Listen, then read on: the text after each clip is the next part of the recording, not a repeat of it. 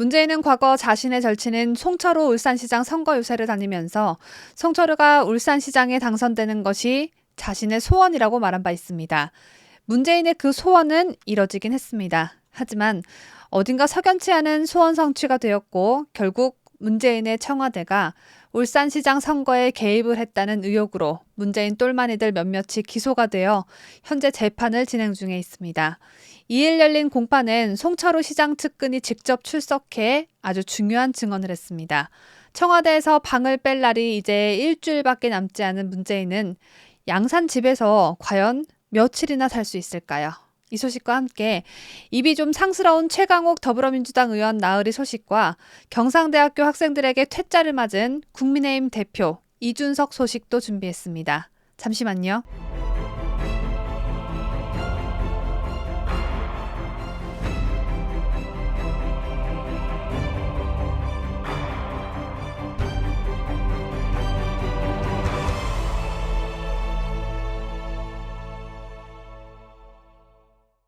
송철호 짜가 울산시장이 2017년 지방선거 직전 울산지방경찰청장이었던 황운하 더불어민주당 국회의원을 만나 경쟁 상대였던 김기현 당시 울산시장과 관련한 자료를 건넸다는 취지의 증언이 나왔습니다. 당시 김기현 울산시장은 재선 성공을 목전에 앞둔 유력 후보였는데 선거 직전에 문재인의 친구 송철호가 좌파 경찰청장에게 내가 이 자료를 줄 테니 네가 이 사람 없는 죄를 있는 죄로 좀 만들어서 당선이 되지 못하도록 막아봐라. 이랬다는 것입니다.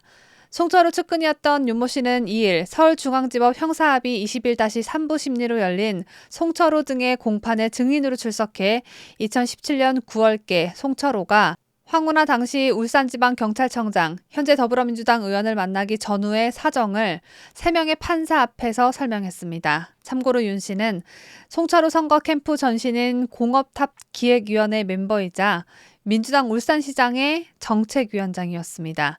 검찰은 이날 증인신문 과정에서 황운하 피고인은 2017년 8월 울산지방경찰청장으로 부임했고 한 달이 지난 9월 20일 송철호 피고인에게 인사하러 왔다고 당시 상황을 설명했습니다. 이어 검찰이 증인이 황운하 당시 경찰청장을 만나보라고 말한 사실이 있나라고 묻자 윤 씨는 그렇다고 답했습니다.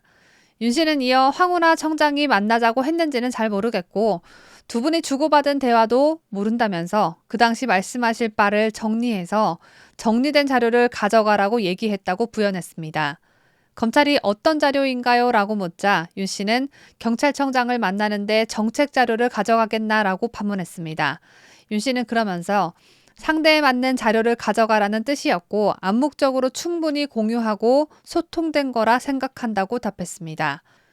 윤 씨의 법정 증언은 문재인의 청와대를 단숨에 초토화시킬 수 있는 파급력 내지 영향력을 가질 수 있는 만큼 윤 씨의 답변이 조금은 조심스럽다는 걸 느낄 수 있습니다. 이를테면 검찰이 송철호 시장이 황운하 경찰청장에게 준 자료가 어떤 자료인가요? 라고 묻자 윤 씨는 경찰청장을 만나는데 정책에 관련한 자료를 가져가겠나라고 답했죠.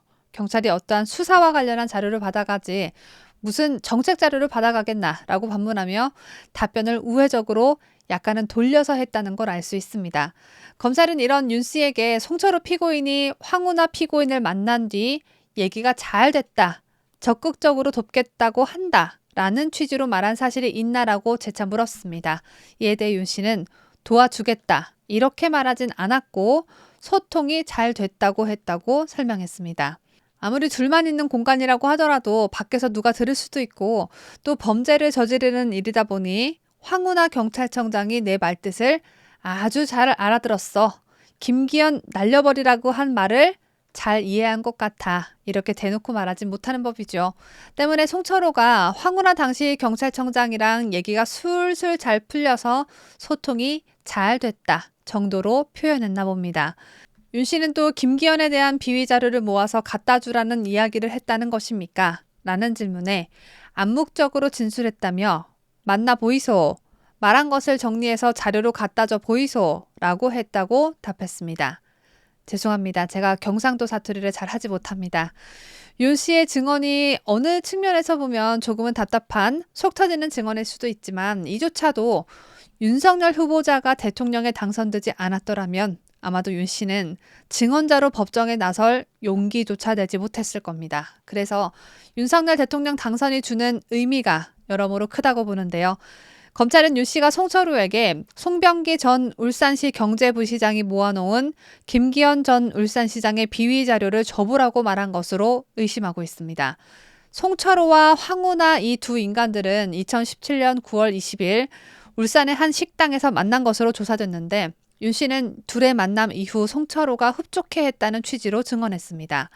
또 경찰이 수사를 잘할 것이다 라고 캠프에서 생각했다고 말했습니다. 송철호가 흡족을 왜 했겠습니까?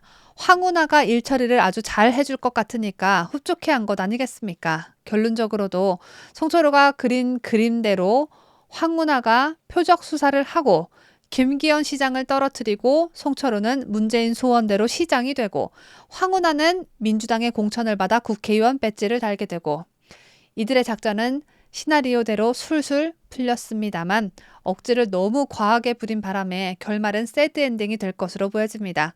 시장감은커녕 동네 이장감도 안 되고 그냥 문재인의 술친구 정도나 해야 했을 송철호는 지방선거를 앞둔 2017년 9월 황운하에게 김기현 당시 울산시장의 측근 비위를 수사해달라고 청탁한 공직선거법 위반 혐의로 2020년 1월 기소돼 재판을 받고 있습니다. 기소된 지 벌써 2년이 훌쩍 지났습니다. 송철호의 울산시장 임기는 4년, 그 4년은 이제 다 끝나갑니다. 송철호는 발가락에 낀 때만큼의 죄책감도 없이 지난 4년간 울산시청에 출근을 했을 겁니다. 시장 직함 달고 누릴 것 다 누리면서 우쭐대며 살았을 겁니다. 그래서 하는 말인데요. 문재인이 탄핵되고 촛불로 빼앗긴 정권을 일찌감치 되찾았더라면 송철호 울산시장 재판도 이미 마무리되고 이렇게 질질 끌진 못했을 텐데 하는 아쉬움이 남습니다. 다음 소식도 송철호와 같은 부류의 인간 말종 소식입니다. 더불어민주당 최강욱이가 당내 온라인 회의에서 성희롱성 발언을 했다는 주장이 제기됐는데 그 발언 수위가 상상을 초월합니다. 최강욱은 즉각 부인했지만 사실로 드러날 경우 민주당 내에서 징계를 받을 가능성도 점쳐집니다. 그만큼 발언의 수위가 보통이 아니라는 겁니다. 헤럴드 경제는 2일 최강욱이 최근 온라인으로 진행된 당내 회의에서 동료 의원을 향해 성희롱성 발언을 했다고 보도했습니다. 해당 의원이 화상회의 화면에 보이지 않자 이를 지적하면서 자위행위를 뜻하는 용어를 말했다는 것인데 정확히 말하면 삐리리 하느라 그런 거 아니야? 라고 최강욱이 말했다고 합니다. 이 삐리리는 방송용으로는 적합하지가 않아서 딸로 시작하고 이로 끝나는 세 글자라는 점만 알려드립니다.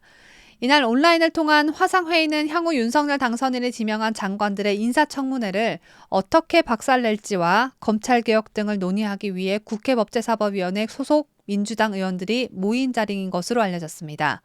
민주당 법사위원 중 유일한 여성인 이수진은 불참했고 이들을 대신해서 보좌진들이 참석했다고 하는데 그렇다면 일부 보좌진들은 최강욱의 입에서 나온 그 저급한 용어를 들었을 것으로 추측됩니다.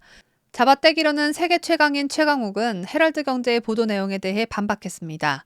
최강욱은 2일 자신의 페이스북에 거추장스러운 입장문까지 올리며 성희롱 발언을 했다는 내용의 보도가 있는데 법사위원들 간의 검찰개혁 논의가 진행되는 중 심각한 분위기를 환기하기 위한 가벼운 농담에 불과한 발언이었는데도 취지가 왜곡되어 보도돼 심각한 유감의 뜻을 표한다고 밝혔습니다. 최강욱은 또 성희롱 보도 취지의 발언이 아니었다는 점을 충분히 확인할 수 있었을 텐데 대화 당사자에게 해당 사실을 취재하지 않은 점도 안타깝다며 다만 오해를 일으켜 불쾌감을 느끼게 해드린 점에 대해 참석자들께 유감의 말씀을 드린다고 덧붙였습니다.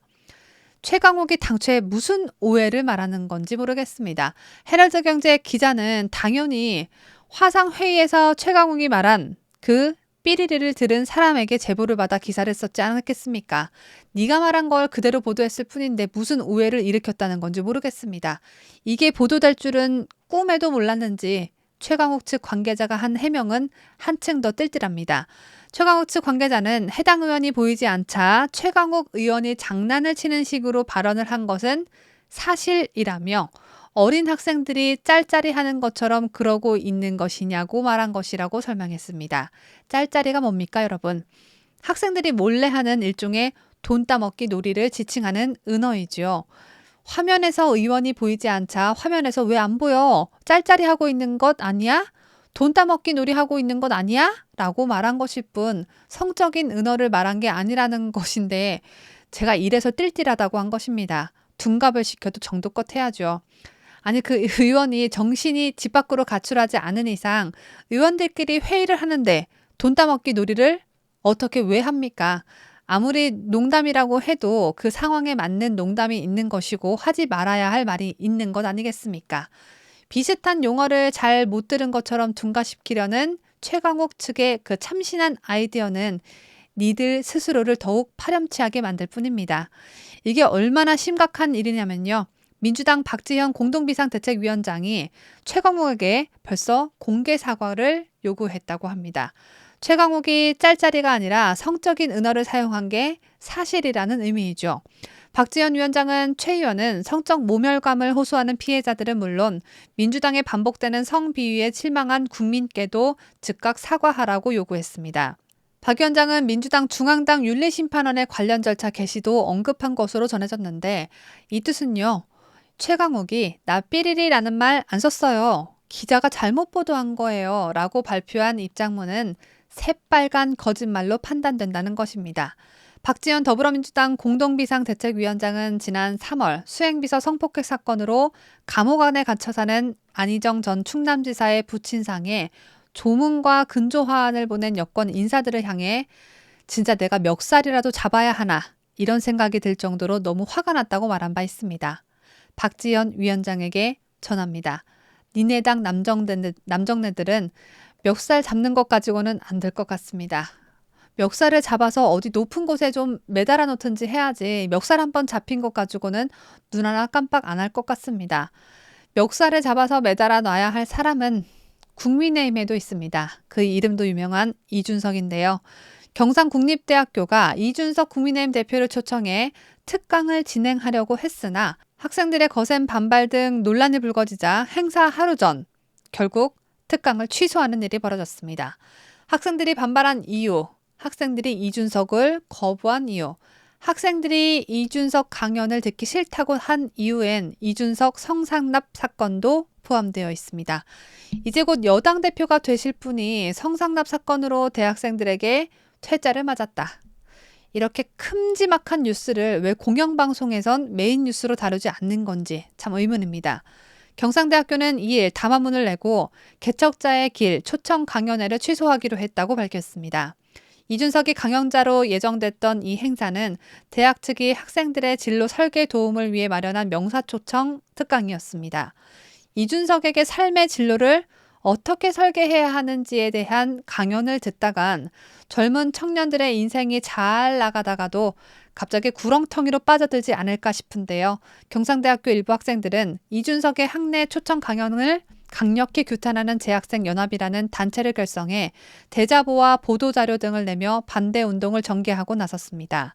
이들은 대자보를 통해 이 대표는 성상납 및 증거인멸 의혹으로 당 윤리위원회에 회부되어 징계 절차 중에 있고 장애인 이동권 시위에 대한 잇따른 막말과 혐오감 조장으로 지금도 이 대표를 규탄하는 각종 집회와 시위가 열리고 있다며 그간의 정치 행보 역시 차별과 혐오로 국민을 분열시켜 왔다는 비판을 피할 수 없다고 했습니다.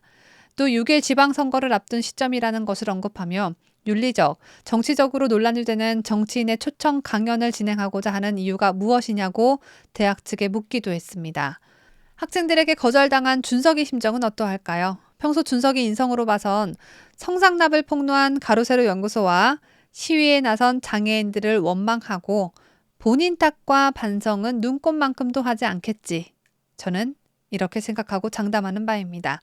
국민의힘 당대표는 또 얼마나 자랑스러운지 빨강색으로 강조까지 하며 특강 포스터도 거창하게 제작해 놨는데 강연이 취소돼서 이준석 자존심이 많이 상했겠습니다. 제가 달리 위로해 줄 생각은 없고요. 이준석이 당대표 자리에서 앞으로 얼마나 더 버틸지 이것이 궁금할 뿐입니다. 제가 오늘 준비한 소식은 다 전해드렸습니다. 저는 오늘만큼이나 풍성한 소식 준비해서 구독자 여러분을 다시 찾아뵙겠습니다. 끝까지 시청해주신 여러분 대단히 고맙습니다.